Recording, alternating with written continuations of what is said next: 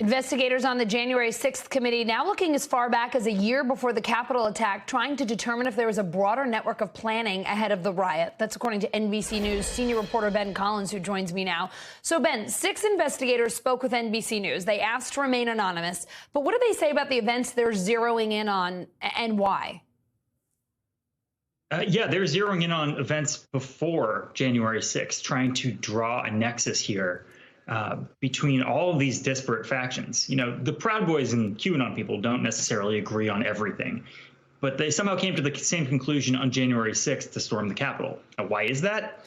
That's something they're still trying to figure out, but they think the answer may be in the events that happened, you know, not just the Stop the Steal rallies in the weeks before the 6th, but maybe counter demonstrations to racial justice protests over the summer, or maybe on the steps of the Capitol in Michigan in the year prior, the anti-COVID lockdowns in the year prior. So that's what they're looking at. They're looking at these separate events over the year before to see how these people literally physically came together. There are 2 teams at work here, if I understand. A red team that covers the day of, and a purple team looking at how anti-democratic coalitions formed in the months before January 6th, and also how they're evolving. What have those teams found so far, Ben?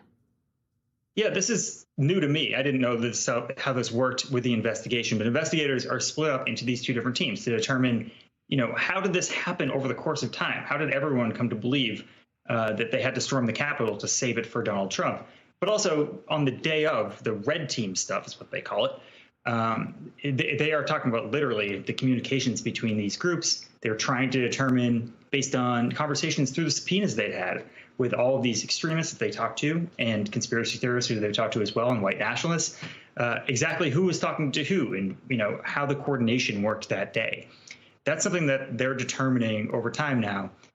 It's something that we'll hear in both public hearings, which will start eventually, and also in a report that'll be a Mueller-style report or like a Warren Commission-style report that'll be released sometime when this investigation wraps up.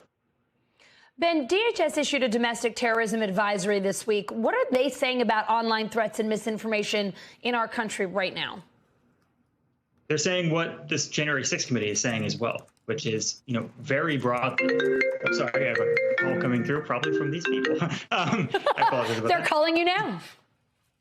Yeah. You know, very broadly, they are saying that these groups are more about anti-elite, anti-authoritarian protests in general. It's not just confined to specific militias. It's not just confined to specific conspiracy theories. They are sort of coalescing and coming together since January 6th against what they believe to be, you know, like a new world order or like a wider elite that they think are cracking down on everyday lives of Americans. So that's where this is headed. You can see it both with like the trucker convoy up in Canada right now. You can see it in the United States and in Europe with these anti-vaccine protests. Ben, investigators also looking into a federal law enforcement failures in the run-up to the Capitol attack. What's the latest there?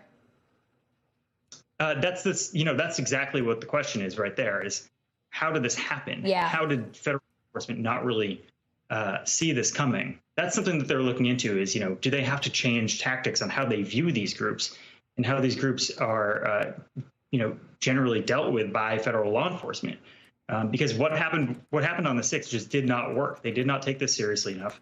And that's what happened that day. So they're trying to maybe outline some steps that would make it so this sort of thing can't happen again. All right, Ben Collins, thanks once again for your excellent reporting. Always appreciate it.